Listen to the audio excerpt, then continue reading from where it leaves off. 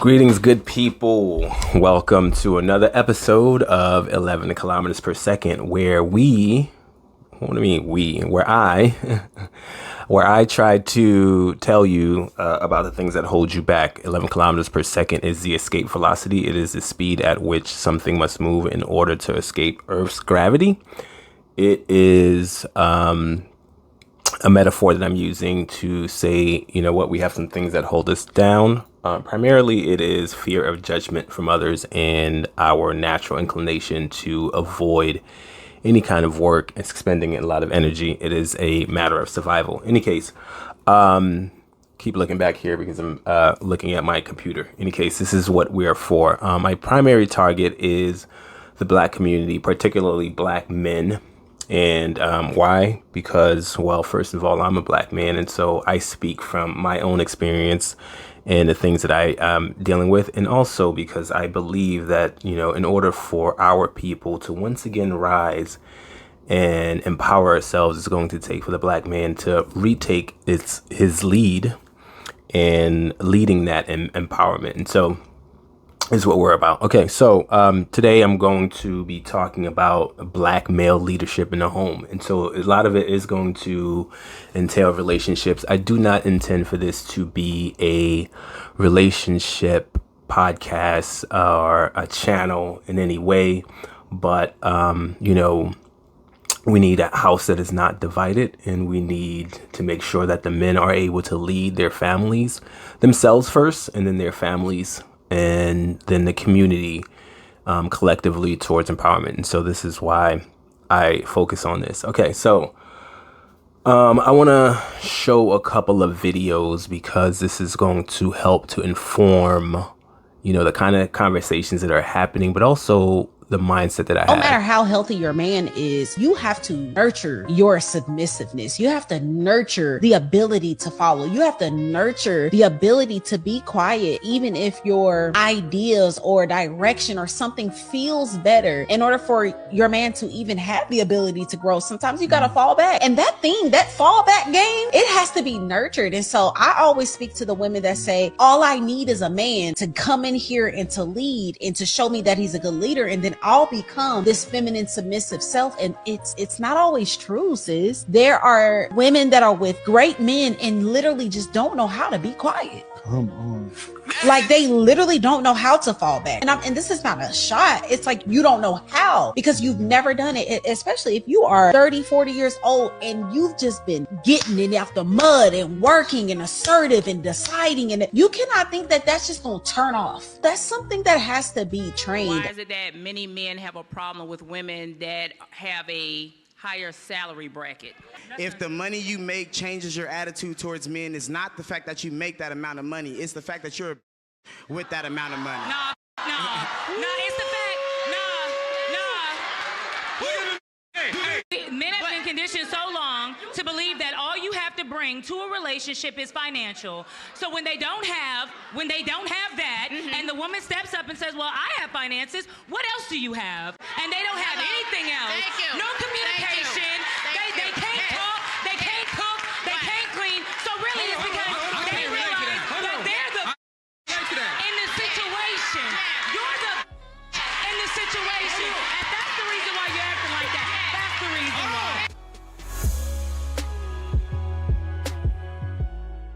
Just watch the videos. There are two different ones of them. Before I go into describing my thoughts on the videos, I want to say that initially I was thinking, I don't know whether or not I want to make any episode on this because this is an evolving thing. And I say this to all you guys right now. Every episode this is a journey that I'm on, and a journey that I'm inviting all of you on. And life should be a journey. It should be something where you're always growing anyways. And so you're always learning. If you're not learning, then you're dying. And so that's part of the reason why I decided I was going to make the podcast, because I'm like, I don't know if I have enough information, if I have enough, experience in this area, or at least experience in where I'm headed to comment on it, because things are going to change. And so I want to preface this with, what I'm saying is what I know right now, and I'm going to probably evolve it and say more or even maybe change what I'm saying. And I reserve the right to do that if you do not change your thoughts, if you not become different again, like, you're not learning, you're not smart enough to take new information and learn from it. In any case, so I wanted to say this piece, but, my take on these videos is very interesting, and it's not going to be, and I try to have some, I always try to have a perspective, and this is what we're talking about, right? All of this is perspective, right? So let's take, for example, the perspective of the Hebrew Israelite woman who was posting that video about how women need to nurture their, what did she say? Nurture their submissiveness. And, it's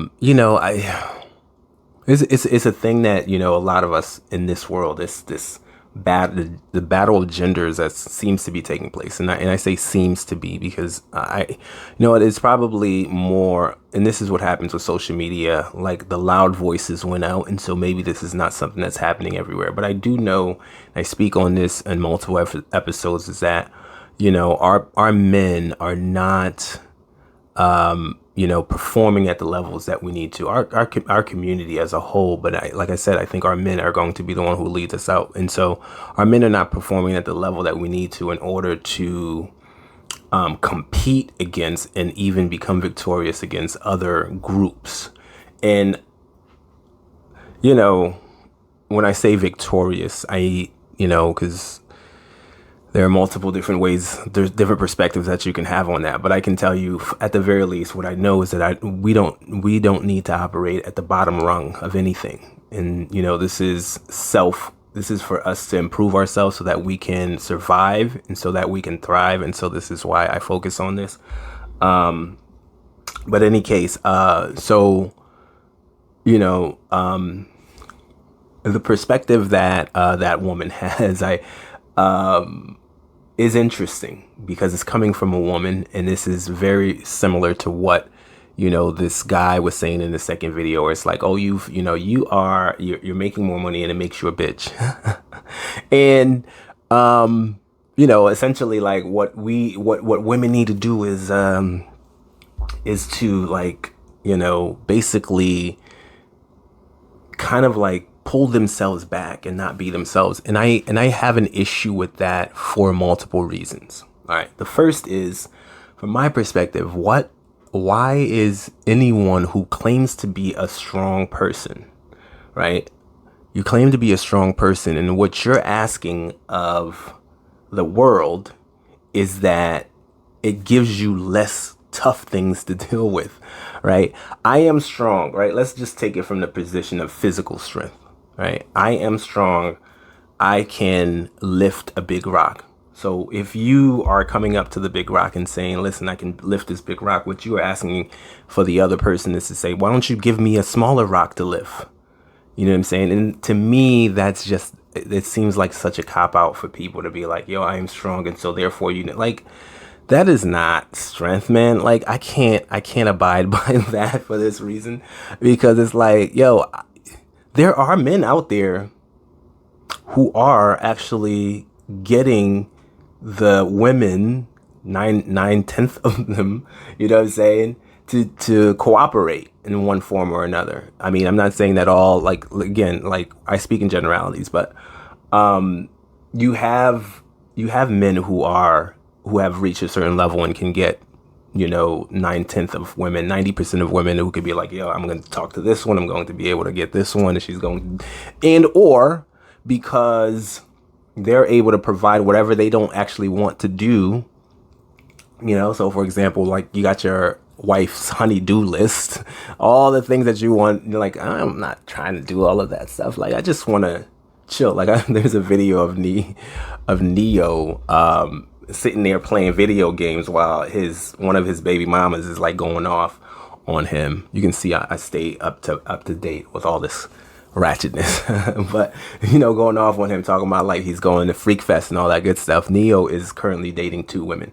Okay. And, broke up with his wife and all that good stuff. But the man is out here playing video games because he probably doesn't want to do whatever. He probably can go and pay for somebody else to do all the other stuff that could be on a honey-do list. And so from my perspective, if that person exists and you're like, well, all of y'all need to not be a certain way, then you're just saying I can't, I'm giving up on the possibility that I can get to that level.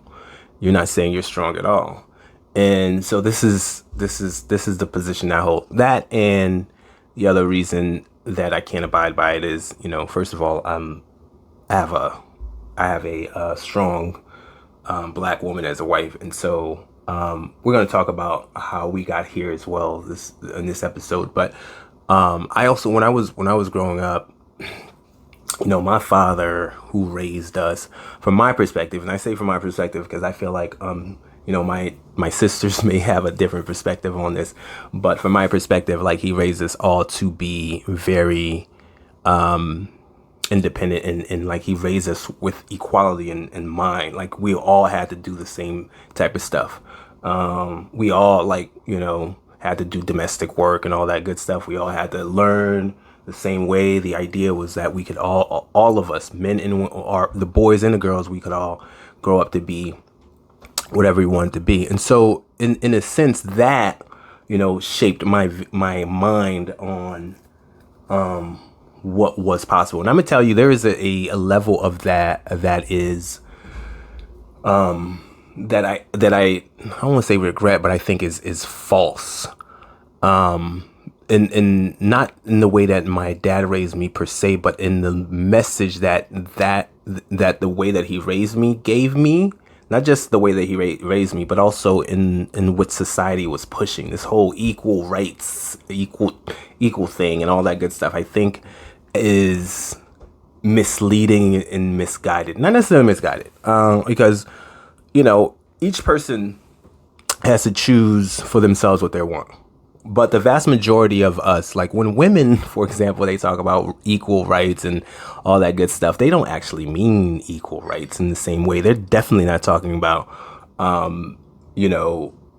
for most part. Okay, again, generally speaking, because I'm, there are some women who will basically, will essentially say exactly that equal rights thing. I will take a man who would just stay at home and watch the kids, and I work and I provide. And there are women out there who would do that. But I would say that the vast majority still have the traditional beliefs and want a man to come in and take control and be, the one who makes more money. They would like that.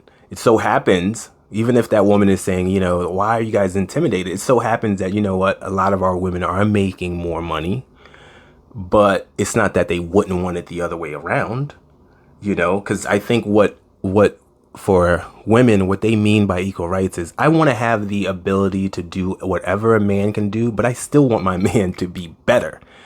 I want them to be better. I want them to be able to make more money. I want them to be able to do all those things in certain realms. I want them to do the things that a man traditionally does better than me, but I just want to be able to, or at least the man that I marry, I could, if I go to work, I'll be better than whoever the boss claims to be. But when I come home, I want my man, if I can choose it to be so, to be the one who's like, his business is doing better, kind of like a Beyonce, Jay-Z. Jay-Z makes more money. Jay-Z's holds his own, but obviously Beyonce is the bigger star. And so, in the realm, so I guess it would depend on the realm too. Like it's a little bit more nuanced than what I'm speaking to, like the realm. Like if the woman is, if we're talking about like traditional women stuff, like being pretty and being like out here, like, because the man is supposed to be just, stoic and all that good stuff. And so he's not necessarily the guy who's going to be flashy. He's not going to be like who's coming to mind that what's his name? Fudge, the dude from Philly that I just want to rock, whatever his name is. What is that dude's name? That flashy kind of dude. They're not looking for that. And so a woman could be flashy in that way and still be the star in that way, but they're, and still be the bigger star in that way, but still they're looking for a man to still be that traditional man better than them, even though they're saying they want the equal rights. And so I think And it's the same way for men. Like, we're not saying that, whoever it is that's out here talking about, equal rights and all that good stuff, this is exactly why the woman is talking about men being intimidated, because they don't want to not be the ones making more money. We still want that. We still want to have. So, for example, when I'm with my wife, when it comes to anything physical, if we're traveling, for example, if, like, I'll set up everything out, like, this is what women have said in the past too, or not in the past necessarily, or I've seen clips of women talking about like what they are looking for in a man. They're looking for the ability to turn off their minds because they trust that you've got it, right? That's what I've heard. And I think that's what men are looking for as well, in terms of like, they want that kind of trust. It's like, when you have, essentially, like, it's, if you really think about it, it's like, a woman is saying, I want to be a child. Like, cause that's how my children were when they were younger, right? Like, my youngest is still like that. My, daughters are like that. Like, if we're going any place, hey, I've trust that you've got all of that handled. Obviously, to make them productive members of society, you got to give more and more responsibility so that they can actually go in and do it. But I mean, traditionally, you went from your father as a woman, for example, you went from your father to your husband, who handled everything, and you basically were property. And so that mindset is still there, where it's like, hey, when I am in your presence, when I need to know that you've got all of these things handled. And when a woman has given you that trust, and you can tell that trust is there, you appreciate that as well, because then it makes you feel like a man. You have got, I know she completely understands that I can handle that, right? And so I can say that, in certain realms, like, that is definitely true in my relationship. Like, like I was talking about, like, when we're traveling, I got the hotels, I got everything down. If we're like driving anywhere, like, all that stuff, all handled. But I can also say that my wife has always been a business focused person. And not necessarily just business focused, because that's just such a narrow version of it. But because, business is traditionally known for a man to go and handle, that's an area where there might be some conflict, right? And so it's not just business focused. So here's how I want to describe her personality so you can understand where we're coming from, right? I remember, so I met my wife when I was a sophomore in college, and she was a freshman. And I remember, like I talked about this in other episodes, with like the fearlessness, right? Freshman year, she's like trying to run for what was it? Not SBA. Is it SBA? Student Black Union, Student Black, the Black organization president. It's like freshman year, not sophomore year. She's like, yo, I am going to go out and run for this thing, where I'm like, dude, you're not qualified yet. You don't know what you're talking about. But she was like, she insisted, and she went out and tried to run for this, and she ran for it, and, she didn't get it. But this is the kind of thing that we're talking about. I remember, we have had conversations about this and why it was that she was like this. And this is the thing, like, life gives you different experiences that lead you to different places. So what she says is, when she was younger, she's Nigerian. She, born in Texas, went back to Nigeria, I think when she was 2. I know when she was 2, and then she came back when she was 9. But, as a little, beautiful Black girl in Nigeria, she was like, also the sole, daughter of her parents, who had three boys. Like, she was just like this little cute thing, just the cute thing. Always everybody like doted around and doted on her.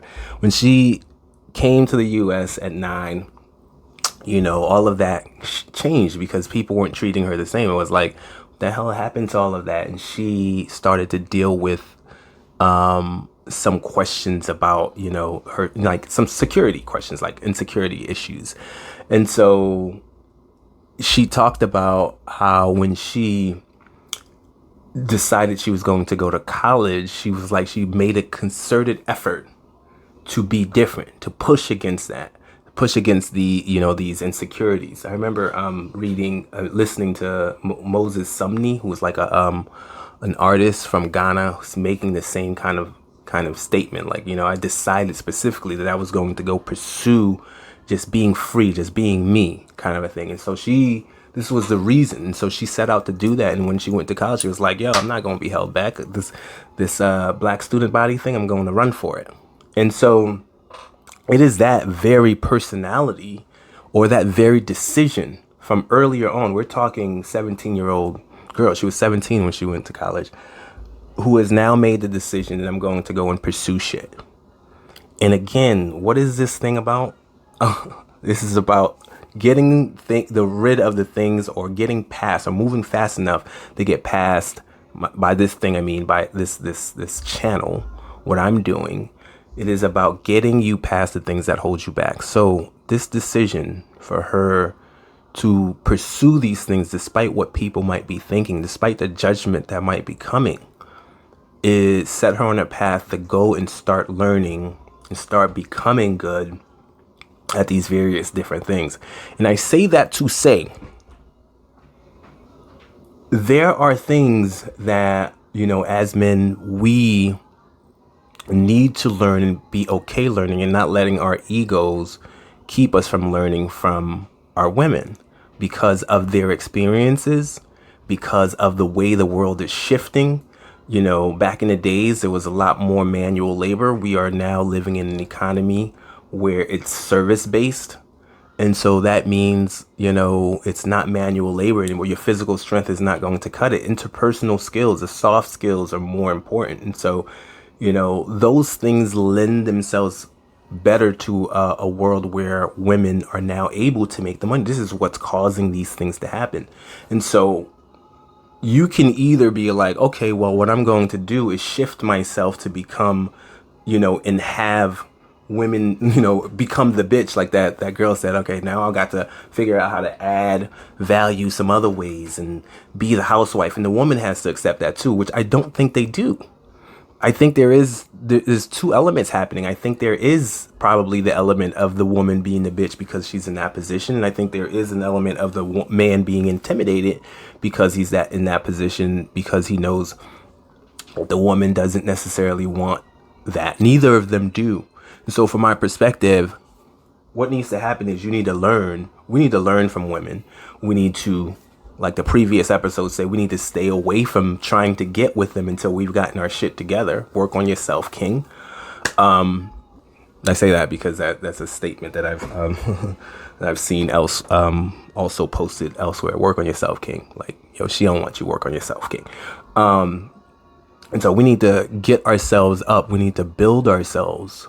We need to learn the interpersonal things. We need to be less afraid of failure, because we're expected to succeed, right? Like I talked about that in the previous episode. A man is expected to be the one who does all that. And so since we're expected to succeed, the unintended consequence of that is that we are now like, shit, I can't fail, so I won't even try. And because you can't fail, and that causes you not to try, you don't get to learn the things that you need to learn to advance yourself. And this is precisely what I'm talking about with my wife's experience. She was willing, because she had made that decision to go through all that, to go in and start to learn all of these things. Whereas for me, it was like, you ain't not gonna catch me looking like a dummy. Nope. You are not gonna catch me looking stupid. You're not gonna catch me looking uncool. You're not gonna catch me. I'm going to be this cool dude forever.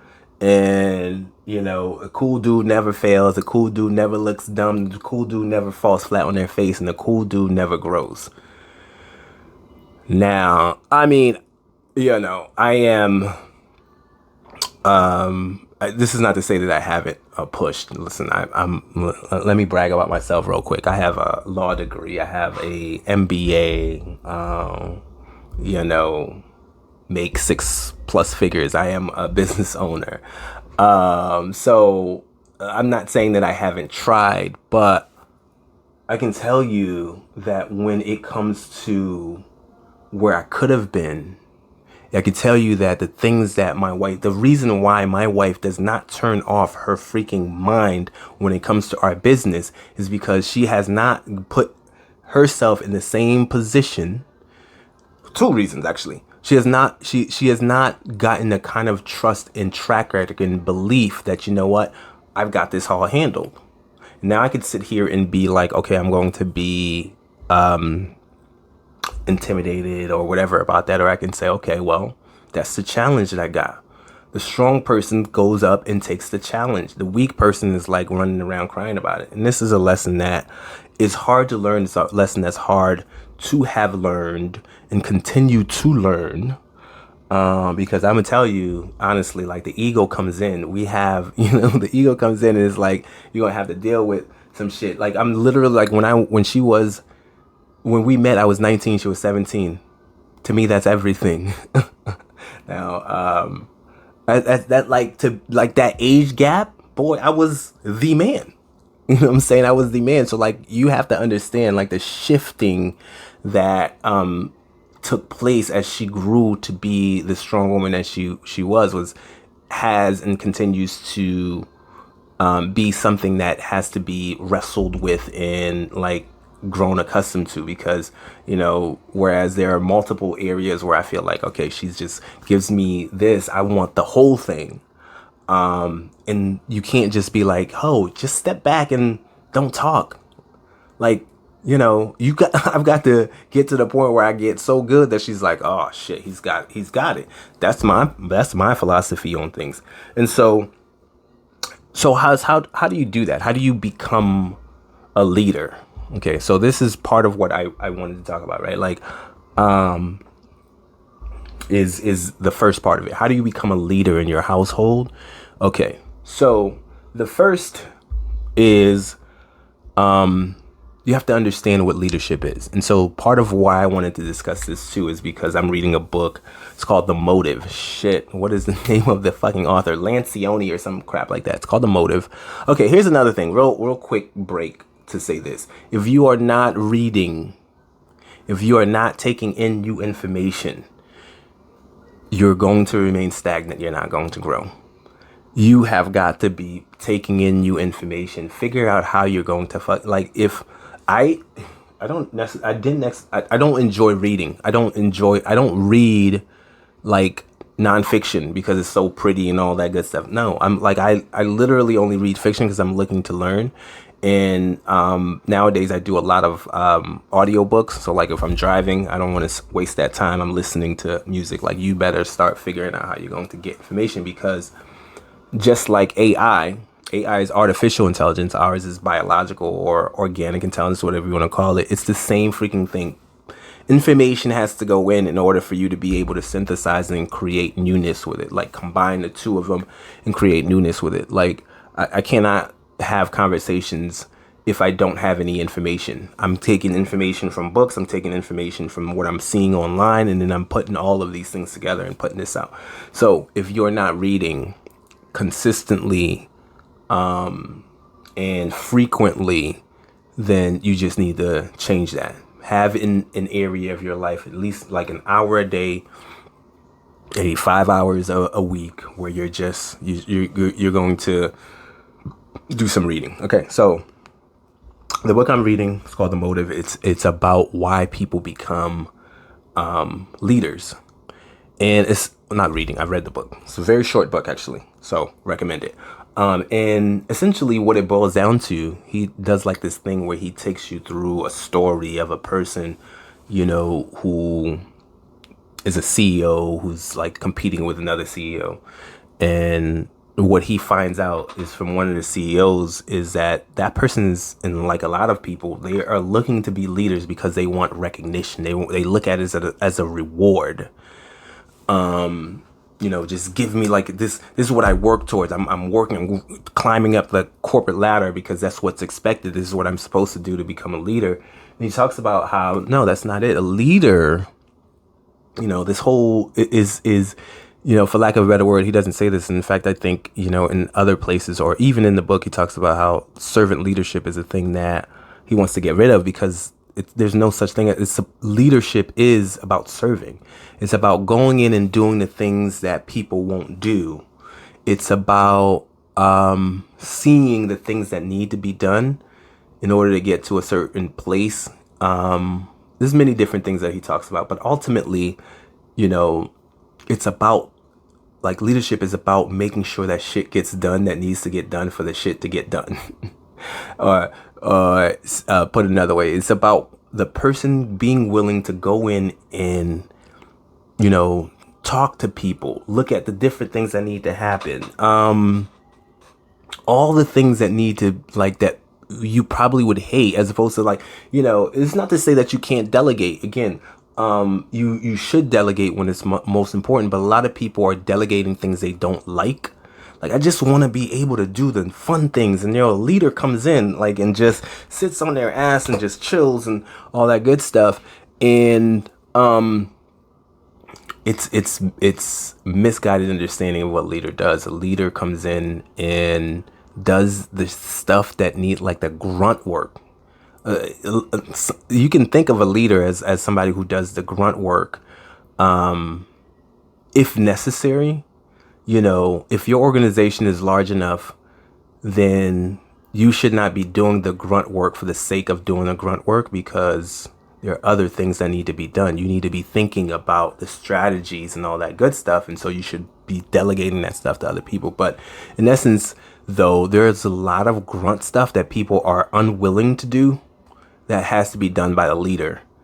And that book will talk a little bit more about that. But that started me thinking about this. One of them is also meetings. It talks about all the meetings and how people need to love meetings. It's like, I can tell you, if you are a person who works, you have a business, or a person who works, like, I'm pretty sure you don't like meetings. Like, meetings, a lot of people hate meetings. They just, talk about how meetings are just terrible. And he talks about how you need to love meetings. You need to set up your meetings so that they can be beneficial and exciting and all this other stuff. And read the book, and it's going to do a much better job than I can to tell you why. But the main thing that you need to take away from this is the leader is a person who does what it takes to get things done. And so why is this important? Because there's one reason, right? Like, a lot of times, especially when we're talking about, like, a woman having to, like, learn and nurture her submissiveness, a lot of times we think a leader is somebody who comes in and everybody just listens to them. Right? They just come in and everybody just listens. I know that I had that in my head as well. It's like, why are you just not freaking listening? Like, this is what I think should happen. No, but a leader is somebody who fucking figures out how to get this shit done despite all the things not working out. This is what an entrepreneur does. Like, yo, I am trying to this is my goal. I need to get here. There's a block in my way. There's like a wall here. Okay, how do I get around this? I'm gonna climb it. Am I gonna go around it? Am I going to do this? Then there's like a moat. You need to freaking jump over that. Like, there's a whole bunch of things that is preventing you from getting to where you need to. An entrepreneur, a leader, is the person who is like, I've got to figure out how to get here, and is constantly doing the things and thinking about and doing the things that is necessary to get to where you're going. They are not the person who snaps their finger and everything happens. That's God. If he, she, it works like that, that's God. Snaps their finger. Nobody does this. And so the issue is that we are always, this is what we do. We look at the person at the end of their journey, and, when they've already made it, and assume that what they're doing now is how they got to where they were going. Everybody does, like, in every realm. And then we're doing the same thing with leaders, right? Basketball, like, businesses, all that good stuff. We're assuming that the same thing that person is doing now is what they did to get to where they got to. But no, it doesn't work like that. Like, the work that you put in has latent results. That means whatever work you're doing right now, you're not going to see the benefit of it right now. It will provide the benefit somewhere in the future. So all the things that this person, the credibility that he's gotten, the trust that other people are giving him. Oh, you are saying this because I know that you have a track record. I can believe that it will happen. So then I will do it. All of that stuff had to be built when nobody cared. And this is why I'm turning this thing on, because one of the biggest, a dictator is also a leader, right? A lot of people don't, will draw a difference. Well, it's not democracy, whatever. But dictators don't become dictators just because, somebody appointed them. Unless, kings, back in the day. That's why a lot of them got like their heads chopped off and revolutions and all that good stuff. Because they, some of them just did not know how to actually do the shit. They just inherited it, right? If you watch Game of Thrones, you have a whole, like that young boy was fucking disaster because nobody taught him. He was spoiled. Nobody taught him how to actually learn to do anything. Any case, so the kings could, but the dictators had to learn this stuff. And so one of the biggest, dictators that we know in our history is Joseph Stalin.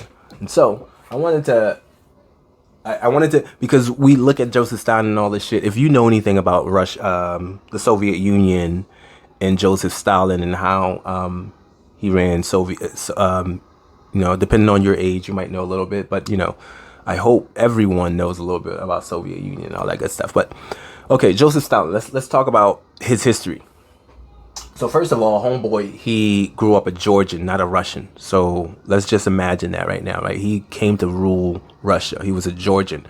Like, I don't know anywhere where you're going to come in to rule where you are different, like you weren't from that place, where you wouldn't have to fight your way up, right? So this was not a person who originally had power. He had to fight his way up. This is where I want to go. This is where I got to figure out how I'm going to get there, right? So he grew up a poor dude. Hold on, where the hell is it? Early years. He was the son of a poor, He was the son of a poor cobbler. Georgian town, speaking Georgian only, with a strong Georgian accent, blah, blah, blah, blah, blah, blah, blah.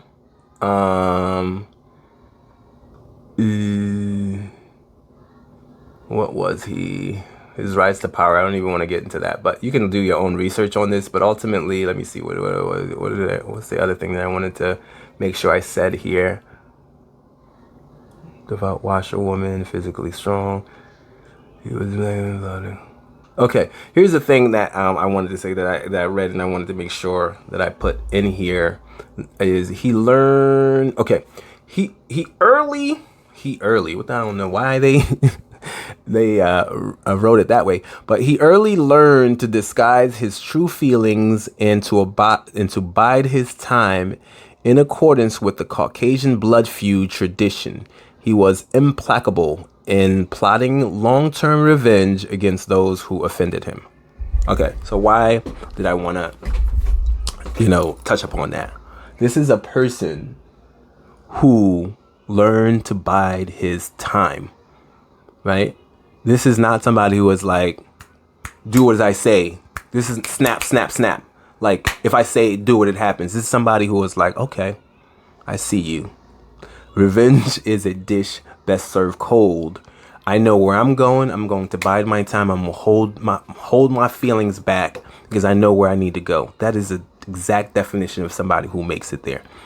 Important to understand.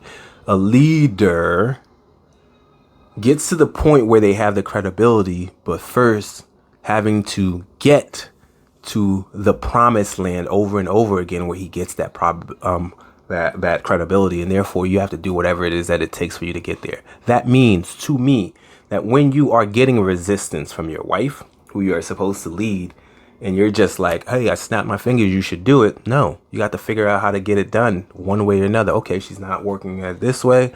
I figure out how to talk about it this way. Ooh, what's another thing that I can do to get her to do it, whatever.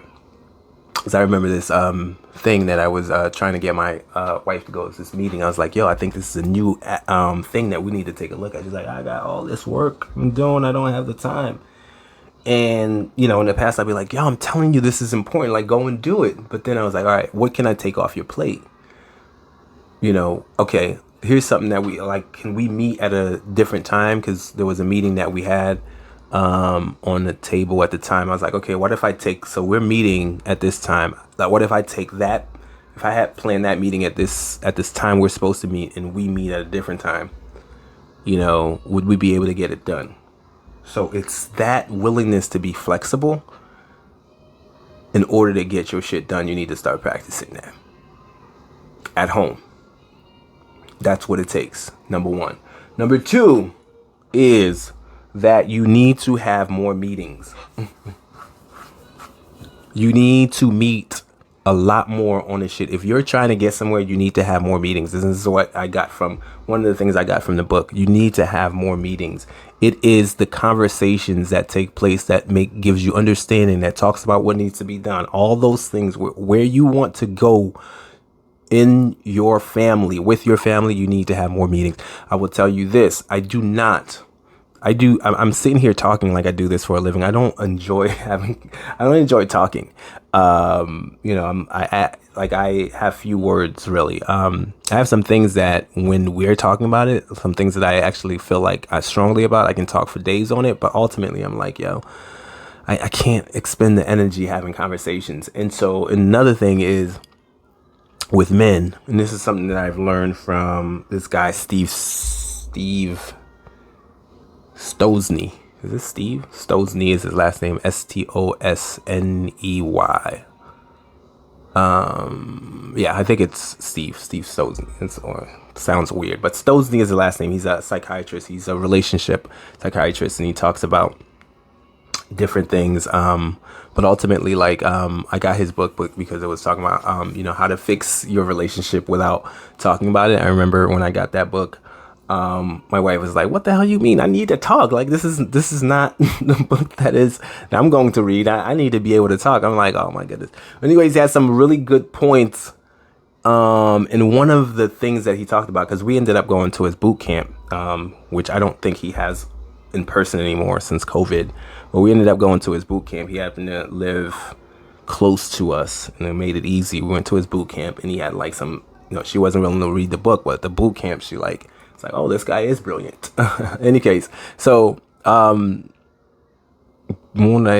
so he talks about how there's this fear-shame dynamic between men and women that causes them to unconsciously go into a spiral where they're like, blaming each other and fighting and all that good stuff. And the fear-shame dynamic works where for a man, their thing is fear. For a man, their thing is shame. Like, they would say something where they would feel shame. It's the same thing that I talk about, like, we can't fail. It essentially boils down to that. We cannot fail.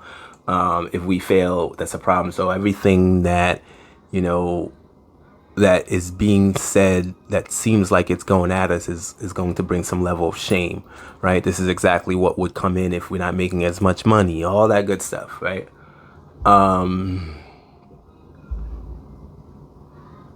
So shame is what is like at the root of like the conflicts or the ways that people feel devalued. Men feel devalued. Shame is the way that we feel devalued, and feeling devalued is what happens. Like, we're not feeling as worthy is what happens. It's like, now I got to fight back so I can feel valued. And a lot of times what we'll do is we'll get angry, we'll push back, we'll use anger and force to make us feel strong and empowered again. When what we need to feel is our sense of value. But anyways, shame will cause that, and fear for women. Like, he goes into a whole bunch of different things about how women, like, fear things happening. And so this is part of the reason why they're looking for assurance. It's like, women are, like, they're physically weaker. They need to be protected.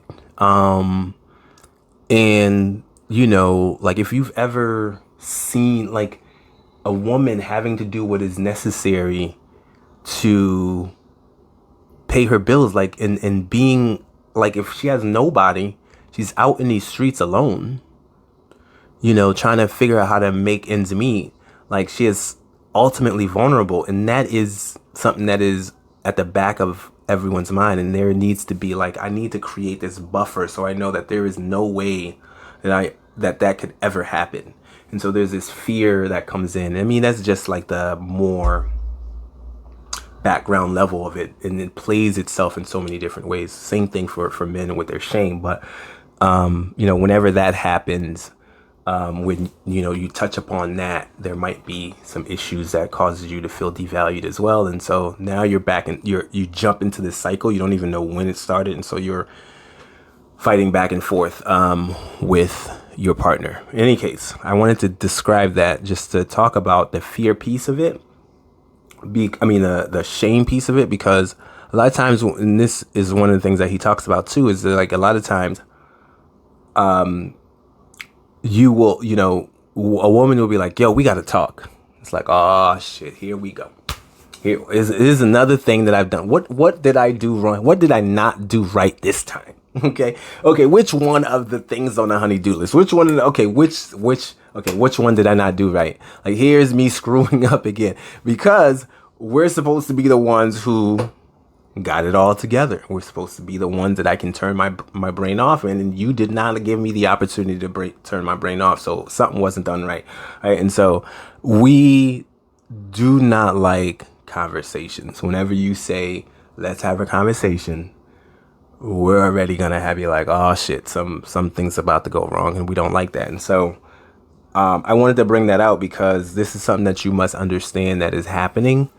If you are to fix your relationship, or not just fix, because maybe it's perfect or it's good where it's supposed to be, but if you are to get yourself, because like I said, it's first the family, the individual, then the family, and then the community, to empower ourselves. If you are trying to take yourself from here to here, then you're going to have meetings with the person who is supposed to be, helping you out. If you have a person who helps you, I don't know, maybe you have a situation where you guys don't work together, not as closely as we do, but, there are multiple other things, as a family unit, you're an organization that you guys have to do together. And so meetings are very important. For us, meetings are crucial because we are trying to win, or we're trying to be big. We're trying to have impact, the both of us. For you, it may be that you're not necessarily trying to be big, and maybe you just want to have a better marriage. Meetings are important. All the things that need to take place, meetings are important. So get over that and start to have those meetings. Okay. The third thing is about your ego and how to address it, because it's going to come. The first of the third things, so 3.1, is just first understanding that, what, shit's going to come up. Your feelings are going to come up, and it's natural. It's okay. This is a practice. As with everything that you do, it is a practice. Until it becomes you, it is a practice. So be okay with it. The feelings are going to come up when you have these meetings and all this other stuff. So be okay with that. It's going to be a practice. The only thing that you need to do is get through it. But here's two things with respect. So 3.2 is how one of the ways to get over your ego is to understand the dynamics of what's taking place when you feel devalued. Or in another book that we read is talk about feel disempowered, right? Because this is another thing that happens, right? When you feel disempowered, you want to re-empower yourself. So what happens is, like, if something when you're in a relationship, the person that you're with knows you better than anybody else. They can hurt you more than anybody else. They know the buttons that you can push. And so whenever it is that you get into a situation where you guys have started, pushing those buttons, hitting each other's insecurities, you can get to a point where you feel that kind of hurt. And what you want to do is release that energy and hurt back. And so that's going to leave you resentful, right? There are three types of things that will happen if you get into that type of situation, right? Not everybody gets into that type of situation, but I would say if you get into that type of situation where you guys are, you know, you know, stabbing each other in these soft spots, in these spots that hurt, you get three things that could happen. One is eventually one or the other two, or one of the persons like falls back, right? One of the persons falls back, and this is where it could, like, depending on how the level of what's being done and said, you can get to a level of abusiveness, you know, or when one of the persons falls back, like physically or even mentally or verbally abusive, or you can get into a situation where the other person falls back, but both people fall back. In which case, you basically got a relationship that's a cold war. Nobody's talking to each other, and it's like, do y'all even really have a relationship, or you just really roommates? And then, or you would get into a situation where you have two bulls that are constantly going at each other, you know, because it's like, I'm not backing down, you're not backing down.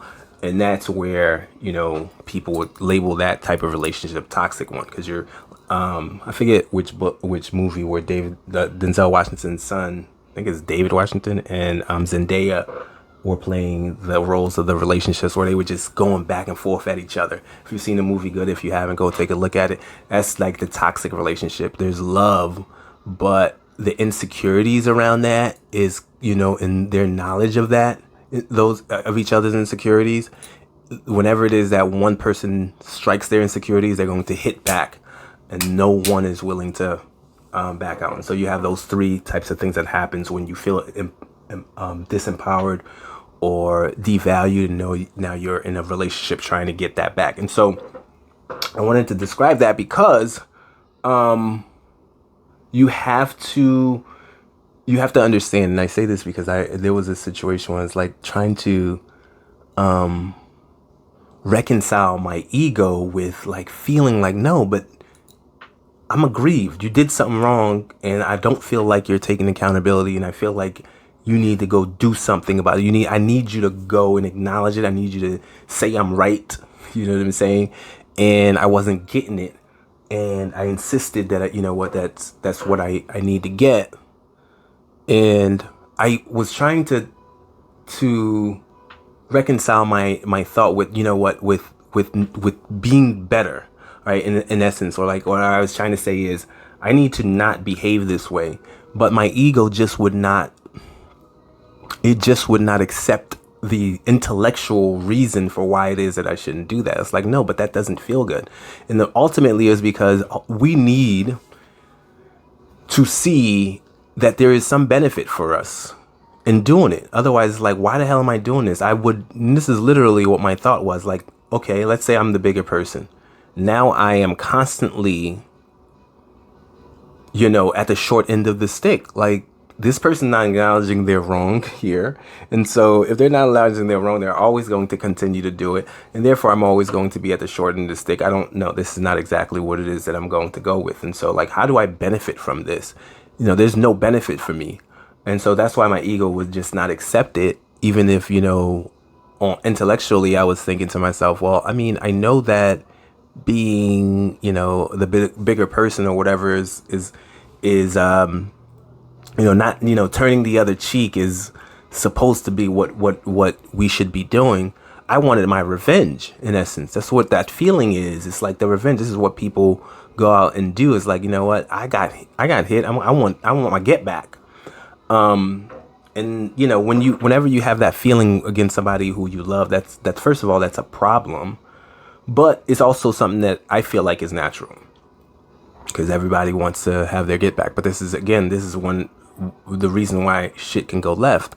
And so when you're thinking about that, the first thing with respect to that, so that's 3.2 is, in dealing with your ego, is like the way that I reconciled it with myself is that I understand that my desire is to be strong. And so a strong person controls their emotion, right? A person who actually gets shit done, a leader, a mastermind, you know, is, like, is not a person who is just reacting off of emotion. Stalin bid his time. And I'm not saying this because I'm saying I wanted to create revenge, to have revenge on my way, or anything of that nature. But I'm saying this because that person is able to control his emotions. If you are not able to control your emotions, and so when Stalin comes back, when somebody comes back and hits you, like when a mob boss come back and serves you that cold dish, when Stalin comes back and assassinates his rivals, I doubt that he's still feeling that anger. He's doing it tactically.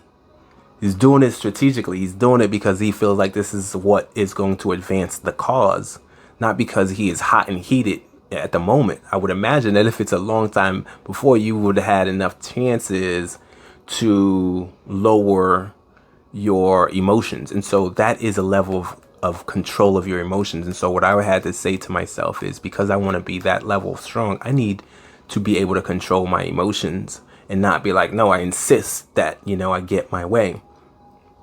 And so I say that to you because, again, dealing with your ego, understand that you're going to have to control your emotions to be strong, because this is a practice and you're going to have to deal with learning shit that you don't yet have as tools in your arsenal, weapons in your arsenal. Okay, that's 3.2. 3.3 is about not getting acknowledgement. So it's kind of like going back full circle, or back to 3.1, where or even the concept of leadership, right? It's about the concept of leadership where you aren't doing the leadership for acknowledgement and things of that nature, and trying to get rewarded and, yay, I'm the man who did all of that stuff. That's not really what the leader is about. Although, if you get shit done, that's going to be the result, right? Like, you constantly keep getting shit done, people are like, oh, he's the one who did all of that. And there are a lot of people who are out here, just very visible. Here's the things that I'm doing. I mean, I think those things are just those things are just additions. They're not what caused that person to become a leader. There are consequences. This is a person who's also a marketer, who's marketing themselves. You can do all of those things, but it's not what makes you a good leader. It's not what makes you get success. And you can be out here marketing yourself all day long and never get anywhere. But it's the successes that you actually achieve that get you to get somebody to notice you anyway. So like you can do both. It's not because you are out here trying to market that you do get the successes, because you get in the successes in your marketing. So, that needs to be clear. And so to go back to, the idea of not needing the acknowledgement is the idea of, being flexible, right? In getting to where you need to get things done. There's a lot of ego, to reuse that word, that's going to be at play when you're feeling like this person who you're supposed to be leading, and by this person I'm talking about your wife, who you're supposed to be leading is like telling you what you should be doing. And in areas where you are not yet that skilled, whether it's around the house or whatever the case may be, in those areas, you have got to not see this as, this is me being rewarded. This is my reward, is you get to listen. You have got to see this as, my leadership is that I'm here making sure that we succeed, right? Because ultimately, if you do what is necessary, if you're sitting here learning, first and foremost, you're going to get to the promised land because you're working together and doing what's necessary. It's what's necessary that's most important. The flexibility of, it's not what I say to do, but what is necessary. This is why these meetings are important. Come into that meeting like, okay, what needs to be done, right? What can I do? What needs to be done? And then, and sometimes it's going to be, hey, you just got to sit there and listen. You got to learn. You got to grow. You got to grow in certain areas. And that's a necessity for being in life. and wherever stage you are right now, it's you start at some point, 1 year, 2 years, 3 years, however many years that it takes. But I can promise you, you're going to be if you're going to be living anyways, you might as well do something that's productive and get you to the other side, as opposed to sitting here on this side of the moat and not being flexible how to get there. You got to start building that bridge. And that's what it takes. If it takes you 5 years, 5 years from now, you'll be on the other side of that moat into the castle. And so you have to look at it that way. You have to delay that gratification, put in the work now. And at the end, maybe because you have known all this shit, you have learned all the things that need to be done. If you so choose to operate where she gets to turn off her mind, you'll be in a position to do that. Or you guys are going to operate as a true team, where because she also wants to do her thing, you're going to be able to do that in a way that's cohesive. But that has to be learned, and your ego has to go first, and you have to accept the need to become better, both in control of your emotions, but and also learning and getting the skills that are necessary to work together. And so that's what it takes to be a leader. Hope that was helpful to you, my black men. And so let's go and get it. Let's go rise. Let's go conquer.